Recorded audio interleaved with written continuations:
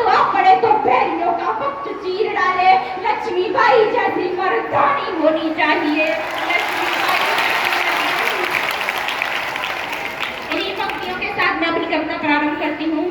निर्जला सी धरती पर मानवता जब कुम्हलाती है, जब घटा टोप अंधियारे में स्वातंत्र घड़ी कुलाती है, जब नागपरी को पारिजात के सदृश बताया जाता है, जब मानव को दानव होने का बोध कराया जाता है, जब जब सिंहनाद की जगह श्रृंगालों की आवाजें आती हैं, जब कौओं के आदेशों पर कोयलें वाद्य हो गाती हैं, जब अनाचार की परछाई सुविचार घटाने लगती है, जब कायरता बनकर मिसाल मन को तड़पाने लगती है, तब तब धर्म युद्ध के लिए हमेशा शस्त्र उठाना पड़ता है। देवी हो अथवा देव रूप धरती पर आना पड़ता है।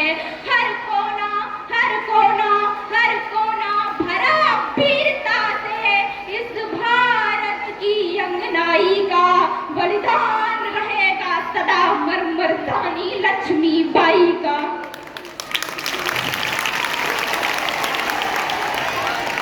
घोड़ों की सत्ता के आगे थे जब वीरों के झुके भाल, झांसी पर संकट छाया तो जल उठी शौर्य की महाज्वाल।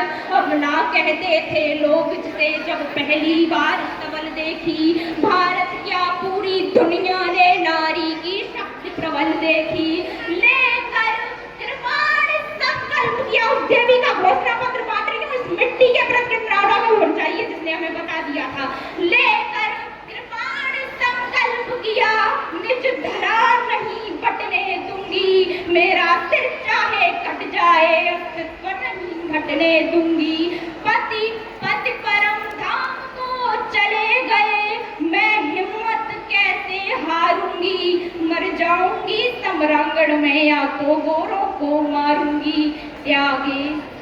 त्यागे श्रृंगार अवस्था के रण के आभूषण धार लिए, जिन हाथों में कंगन खनके उन हाथों में हथियार लिए, शिशु पृष्ठभाग पर बांध लिया के सम्मुख अधिक जीवंत हो जाएगी ये प्रतिमा।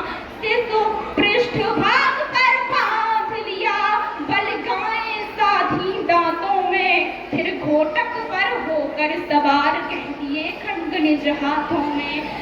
जब तक मणि शेष शीश पर है उदाहरण तरुणाई का, बलिदान रहेगा सदा मर्मरदानी लक्ष्मीबाई।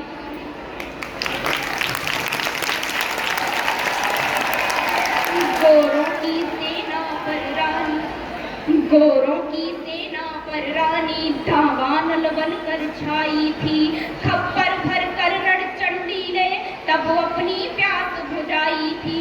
उड़ चला पवन के वेग पवन, बादल बादल बन बरसिया। पवन और बादल नाम के दो घोड़े में से सारक भी एक घोड़ा था लेकिन दो घोड़ों का ही उल्लेख है। उड़ चला पवन के वेग पवन, बादल बादल बन बरस गया, चपला सब तलवारें चमकी, दुश्मन पानी को तरस गया।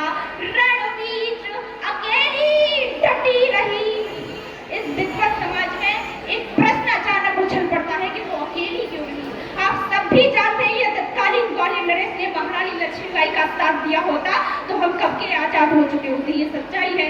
रणबीच अकेली डटी रही, साहस के तब पोहारे थे। अब ये पंक्ति गाई जो महारानी लक्ष्मीबाई के जीवन में घटित हुई, जो आपके जीवन में रोज घटित होती होगी तो मुझे बता दीजिएगा। रणबीच अकेली डटी रही, साहस के तब पोहारे थे, दुश्मन से बाजी जीत गए पर हम अपनों से हारे थे। और ये अपनों से हारने की परंपरा कहाँ से चली आ रही है? कुछ पौराणिक प्रसंग है जिन्हें ऐतिहासिक साक्ष्य के रूप में उद्धृत कर रही हूँ। त्रेता में पदलोलुप होकर भाई को जब मरवाता है, द्वापर में राज हड़पने को जब महायुद्ध हो जाता है, सत्ता को अक्षुण्ण रखने का जब लोभ हो जग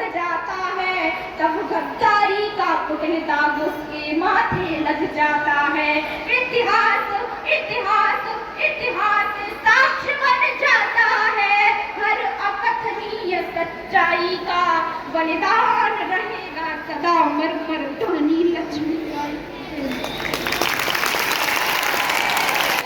बहुत ही सुंदर।